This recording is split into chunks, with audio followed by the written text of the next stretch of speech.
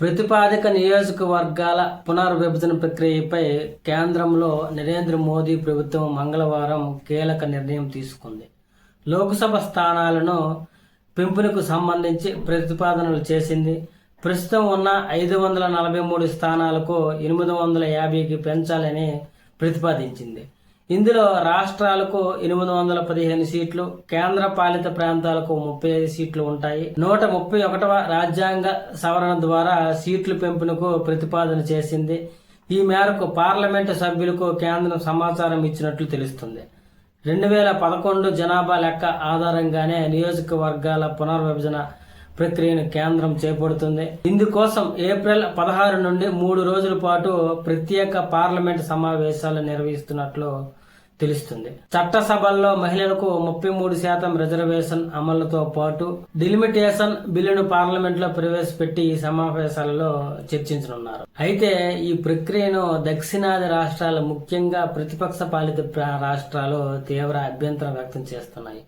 ఇప్పటికే తెలంగాణ ముఖ్యమంత్రి రేవంత్ రెడ్డి ఈ ప్రతిపాదనను వ్యతిరేకించారు. దేశాభివృద్ధిలో కీలక పాత్ర పోషిస్తున్న దక్షిణాది రాష్ట్రాలకు అన్యాయం చేయవద్దని రేవంత్, ఇందుకు ఆయన హైబ్రిడ్ విధానాన్ని ప్రతిపాదించారు. అలాగే తమిళనాడు ముఖ్యమంత్రి ఎంకే స్టాలిన్ సైతం కేంద్రంలోని మోదీ ప్రభుత్వానికి వార్నింగ్ ఇచ్చారు. నియోజకవర్గాల పునర్విభజనతో ప్రశాంతంగా ఉన్న దక్షిణాదిలో తుఫాను రేపొద్దని ఆయన హెచ్చరించారు.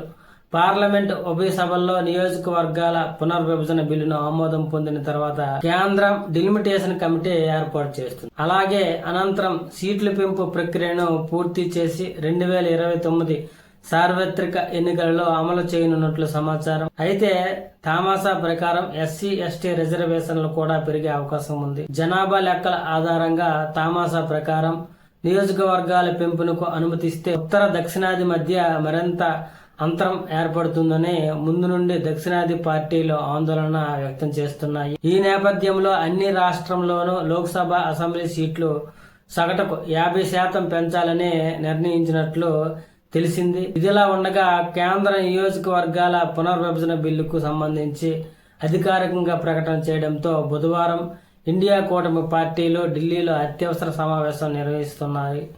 అలాగే దీంతో రేపటి భేటీలో ఏం చర్చ జరుగుతుందనేది ప్రాధాన్యత సంతరించుకుంది.